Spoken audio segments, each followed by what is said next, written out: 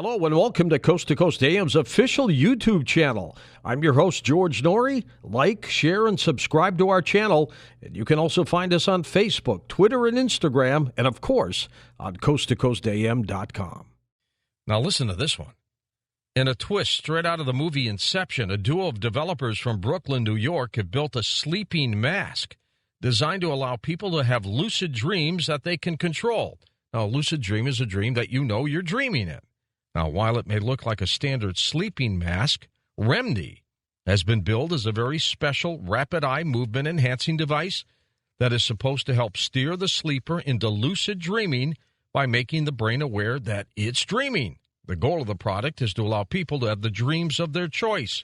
Dream expert Rosemary Guiley, my partner in Talking to the Dead. Are you going to buy one of these, Rosemary? I'd certainly like to try it, George. I tried earlier versions of these dream sleep masks some years ago, and I didn't have any success with them, but I know people who have. And the idea behind them is they don't guarantee that you can control your dreams, but they enhance the circumstances that facilitate lucid dreaming by using flashing red lights in a sleep mask, and some of them use sound as well, to during the REM stages of sleep to alert the brain that it's dreaming. And the idea is that you awaken to your dream and then you exert some control over it. People have varying degrees of ability to have lucid dreams and control their dreams. Sometimes it's very limited, like just being able to direct the dream you're already in rather than have a dream that you really want to have. Okay, and so they're using LED lights inside of these masks, I guess, to do this.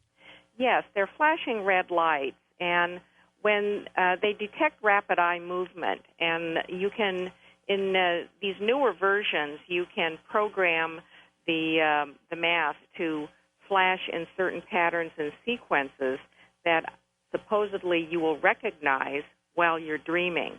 And then that theoretically shifts you into an awareness of lucidity. And some people have had a lot of success with these. As I mentioned, they've been around for about 20 years or so, and some of the early versions were rather heavy and kind of hard to sleep in, but nonetheless did deliver for some people. That's amazing. And I'd like to try it more myself. Yeah, give it a try. Let us know what happens, okay? Will do. Rosemary Guiley. Now, the two inventors put this project up on the website Kickstarter. That's the same place that Mark Zuckerberg and his group put on Space Command. By the way, they've already raised their money. Now they're looking for additional capital. I mean, they came on the program just last week, and they've raised it. So they're going to work on their movie Space Command. But these folks who developed this LED Remy thing, they wanted $35,000. They've already been pledged $572,000. It is amazing what happens on the internet. In a moment, it's called Paul McGuire. That's right. He's joining us as we talk about Are You Ready? It's the beginning of our special 4-hour report in just a moment on Coast to Coast AM. And welcome back to Coast to Coast. I'm George Norrie. This hour, Paul McGuire joins us, author, former talk show host, professor of biblical prophecy at the King's College. Paul has produced 2 science fiction feature films in Hollywood, met with the former Prime Minister of Israel after completing his latest book. We're talking now, Are You Ready? We'll find out if you are. Paul McGuire on Coast to Coast AM. Paul, how are you? George, it's great to be on your program. I've listened to you all across the United States, so it's a delight to join you tonight. It's good to have you. You have written a very factual, scary book, my friend. It's true, isn't it? Yes, and I didn't intend to make it scary, but the point is, it is true. You know, we are the human race. Time is accelerating. We live in a generation, as you know, and I know your listeners know, that we are accelerating as a species and as a race, and I believe we're about ready to crack the time barrier and move into eternity. And before that happens, there's a convergence of events that I talk about in my book, Are You Ready?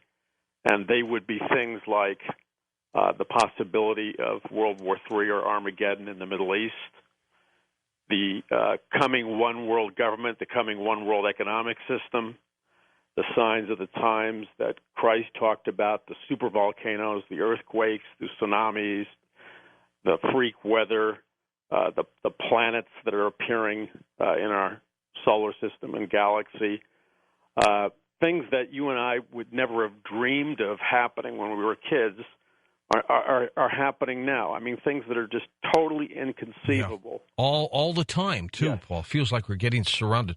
Why is it that people, when you talk to them about these possibilities, real possibilities, and we're going to get into many of them that you write in your book, Are You Ready? They get upset with you. They get angry with you. They don't want to hear about Armageddon. They don't want to hear about weapons that could obliterate us. They don't want to hear about the grid going down. Why is that? You know, that's an excellent question, and that response used to bother me. I mean, I've had people scream at me at conferences and in the media, bordering on hysteria. And I began to realize is that they're in a particular consciousness where they're looking at the world in a particular place.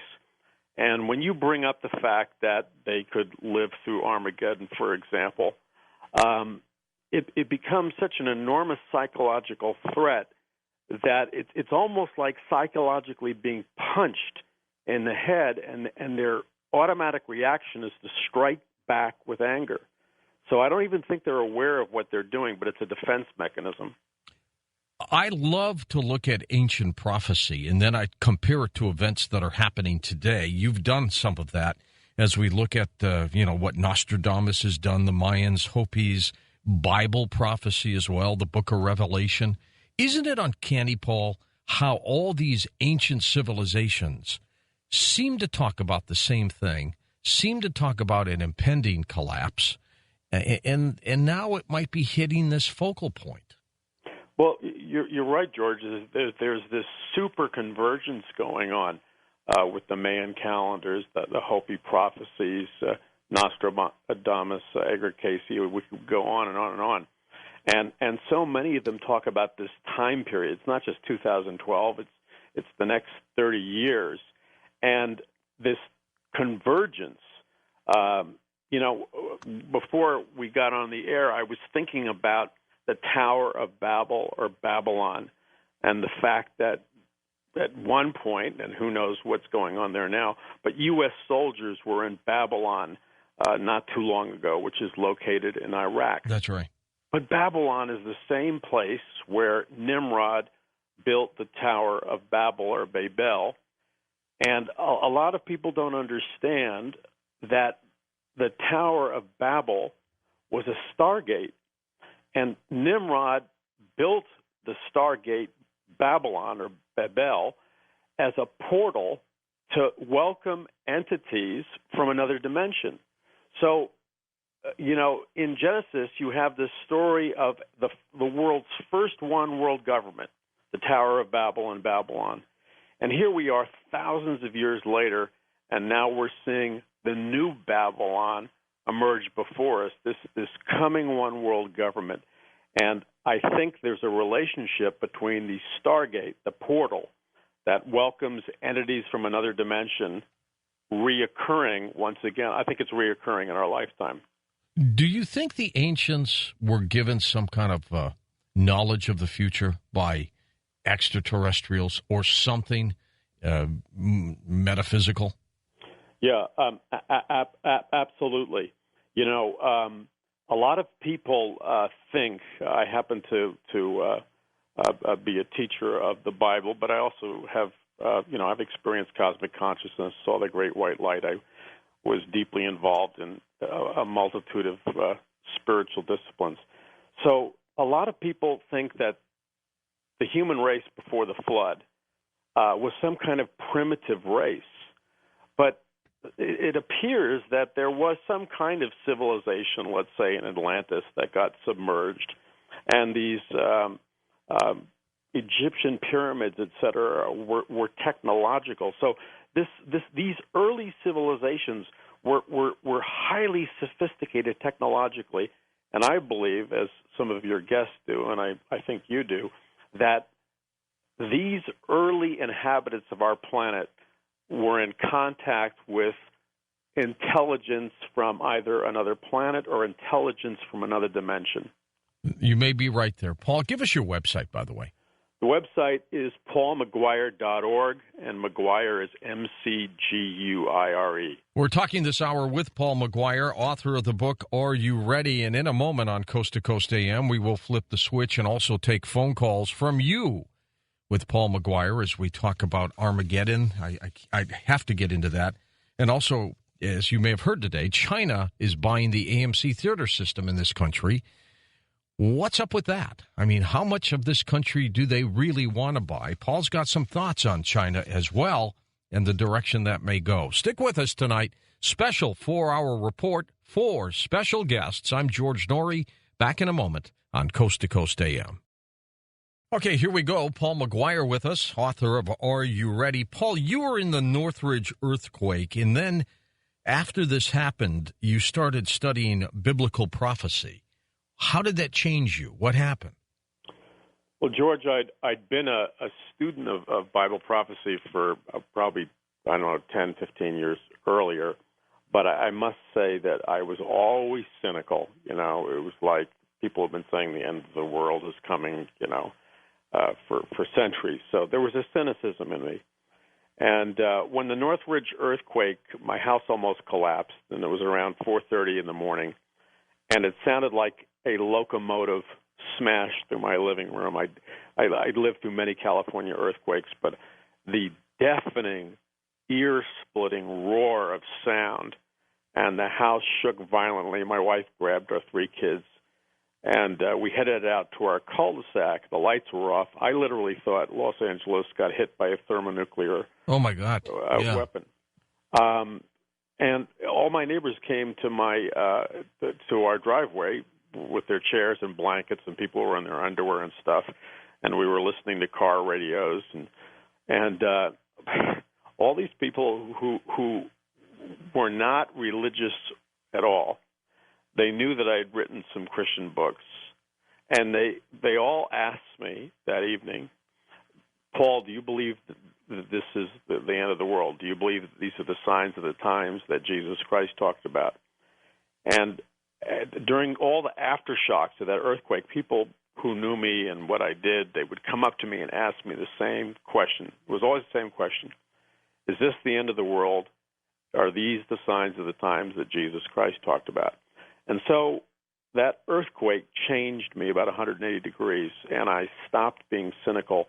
And it was like a veil was taken off my eyes, and I began to look at the world completely differently, and I began to realize that we are in the time period that the prophets predicted, and we are seeing the signs of the times, and we're moving towards that event that will change mankind forever.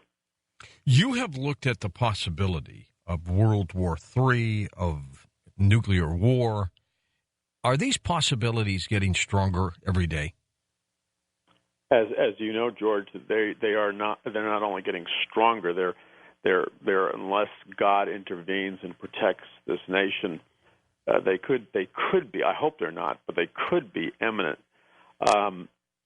In Ezekiel 38, which I know you're familiar with, and many of your listeners are, you have the war of Gog and Magog, where Russia and Iran unite to invade Israel.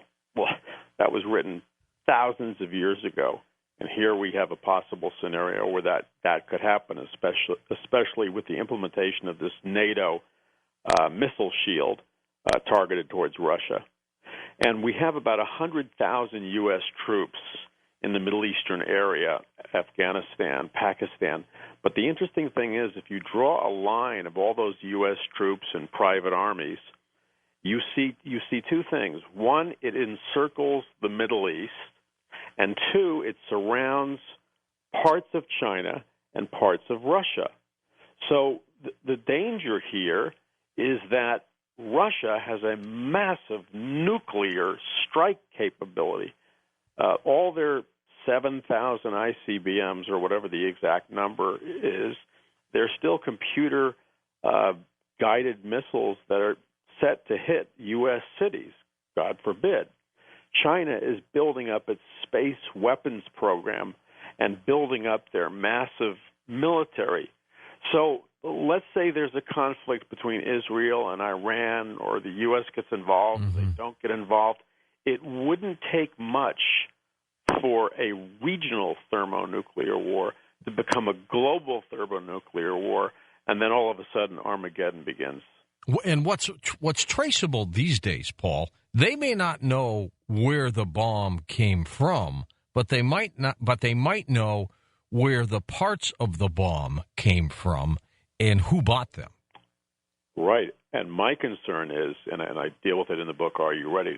My concern is that sleeper cells have been here from, let's say, Iran for 20 years or 10 years, and some of those sleeper cells very possibly have, even if it's just 2 or 3 of those Russian suitcase nukes, and if they were to detonate in Los Angeles or New York or some other city, the devastation, and I've studied the impact of what happens with a 5 megaton nuclear weapon or a 25 megaton nuclear weapon if it hits L.A. The devastation is unimaginable. Paul Williams, researcher, is still convinced that 5 U.S. cities have these suitcase nukes tucked away, hidden away there. Information coming to him from a former Soviet general. It's kind of scary, Paul. It is scary. And, no matter what kind of intelligence you have or security you have, you can't spy on every square inch of the U.S. So, this may be corny to some people, but, it says in the back of our dollar bill, it didn't always say, in God we trust. And for me, we got to trust in God and do the practical things that we need to do to protect ourselves. But we are under attack. Let us take some calls here. We'll pick it up by going to Johnny in Los Angeles, first of all. Hey, Johnny, thanks for calling. Hey, guys. I want to echo what you're saying about, the churches just getting upset with this. And it seems like there's this suppression or fear with all the events that are happening. It's like nobody wants to talk about it. I'll tell you what happened to me and my friends. Our church, we brought up, you've probably seen it all over the Internet, how they're saying that Christ returned. And all these Torah codes and Bible code discoveries of Lord Rael. And we brought it up in church, and it was like such vehement suppression. And every time we talked about it, there was like, no, he can't be the Christ. He couldn't have come yet. But all the evidence was there, and all these things have been happening, and the synagogues are saying it's him, and it's just weird. But so I know what you're saying. It's like everybody's afraid to admit that, it's really happening, that we're in the end times. Well, the ironic thing is I have spoken to 46,000 people in person at what you would call prophecy conferences, where many Christians go and Jewish people go, in the last 3.5 years alone. And those are people that are interested in Bible prophecy. But I would say the overwhelming percentage of the churches in America actually have a policy where they forbid the teaching of the book of Revelation in their churches. And the book of Revelation has never been more applicable and more immediate in the history of mankind, yet it's censored out of most of the churches. Okay. It's the only X-rated book in the Bible. It sure is. And Paul, as you look at all of this and you see these things unfolding, do you believe that some people in government are ready for themselves? I mean, they're ready to go to bunkers and yes, they're just all set.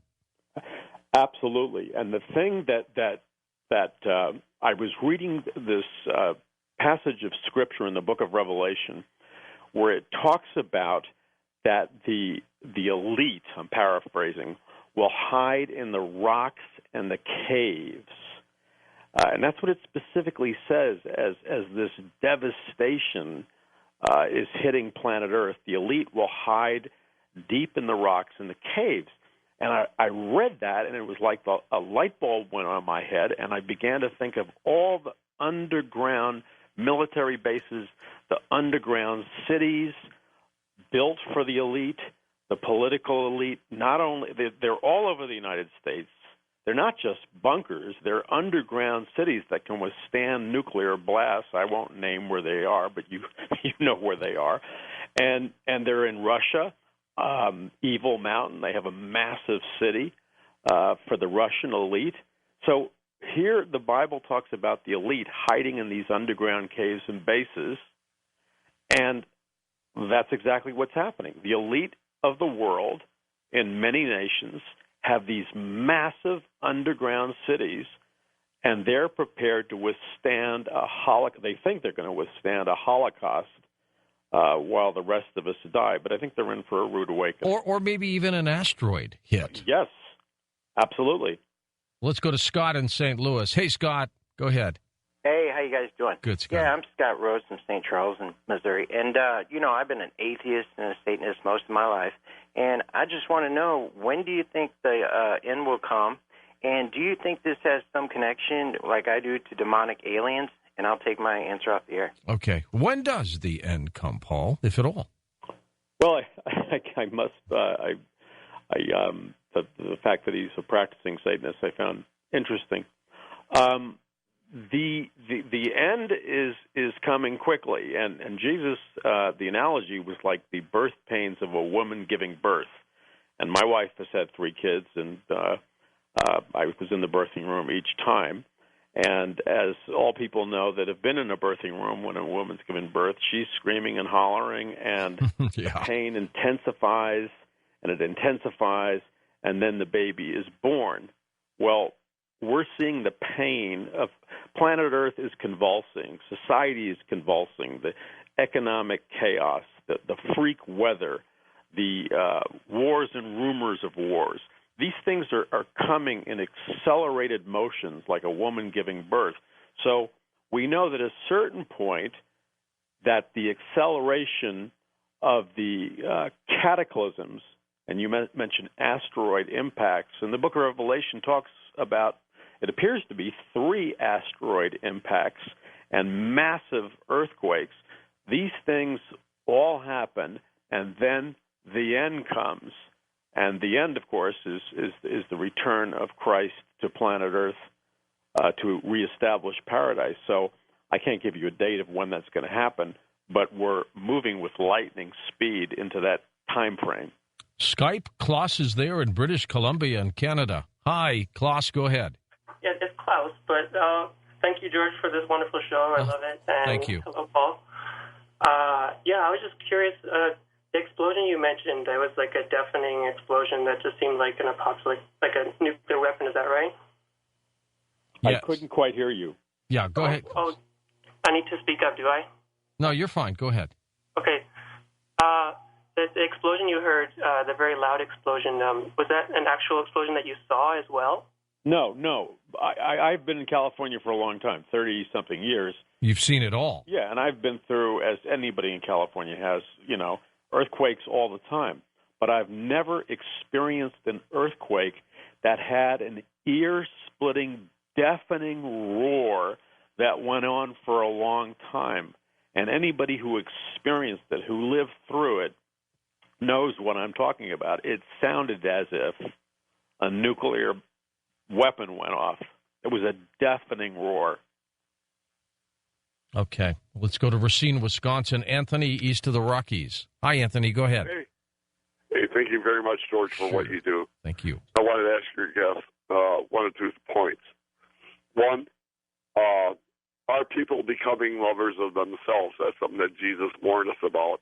And secondly, when Daniel was told to seal the books, do we now have the computer technology in order to understand what God said is going to be the ultimate end of the race? I'll listen off the air. Thank you, sir. What is the ultimate end, Paul? Well, it's interesting that you say computers, and I think one thing that we know, Jesus said, as it was in the days of Noah, so it will be in the days of the coming of the Son of Man. And the interesting thing about that is that as our technology increases, our understanding of the Bible simultaneously increases. A lot of people might be surprised, maybe they wouldn't be, but the Bible talks about the advanced science of genetics. It talks about transhumanism. It talks about a post-human species. It talks about the interbreeding between either aliens or the byproduct being Nephilim. So the Bible talks about some very sophisticated and very advanced scientific things that people in previous centuries didn't understand. And so when Jesus said the words, as it was in the days of Noah, so it will be in the days of the coming of the Son of Man, I believe he was specifically referring to the interspecies breeding in Genesis 6 of the fallen, I believe they were fallen angels or from another dimension, who mated with human women and who produced the Nephilim. And so this Nephilim, which some people believe are visitors from other planets. Yeah, and I can see how they could see that. Of course, yeah. Of course. It's reemerging in our lifetime. And in fact, I was listening to your show, George, as you were talking to Whitley, I think, last week. Yeah. And I admire his work, and the guy's brilliant. One thing I would agree with him on, I think that there are Nephilim walking among us. I think that there is a genetically advanced race, perhaps cloned, Nephilim or whatever. They're living among us, and maybe we can't detect them physically, but they're living among us. I agree with that. Let's go to the Big Island in Hawaii. Frank is there. Let's get him in here. Hi, Frank. Hey, good evening, gentlemen. Good to have you. I was wondering if your guest could give me his take on this. I wonder if we could equate the future of the United States, if it were to fall, in essence, to what's going on in Mexico with the fighting for power that's going on there between the drug cartels. And because I could kind of see where maybe that's where this could all start, this last war, if there's going to be one, from something like our economy falling, and then all of a sudden we come into a state of disarray, and then other countries try to fight for the control. Yeah, that's a very important question you're raising. And in my book, Are You Ready?, I talk about the North American Union and the coming merger of Canada, Mexico, and the United States, which is moving full speed ahead. A lot of people didn't realize that during the Republican primaries, they were accidentally giving away all kinds of information about the inner workings of this coming merger. One, which is the deliberate wealth transfer of money from the American middle class into other nations. The goal is to merge South America and North America into a regional global government, the American Union, which would be a mirror of the European Union. And in order to do that, they are deliberately creating chaos on the borders. And I don't want to get too heavy tonight, but I believe in an organization called the Illuminati. I believe it's not fictitious. I believe it's real. And their operating theme is order out of chaos or manufactured crisis. So you create chaos, whether it's class warfare or religious warfare or economic warfare or drug lord warfare, to produce a new order. They want panic. Paul, thank you so much. Paul's work, Are You Ready? Up next as we continue this special report tonight on the future, The Real Crash with Peter Schiff. Stand by. Thank you for listening to Coast AM on our official YouTube channel. I'm your host, George Norrie, and don't forget to visit the Coast Insider membership area on coasttocoastam.com, where you can access our past, upcoming, and classic shows.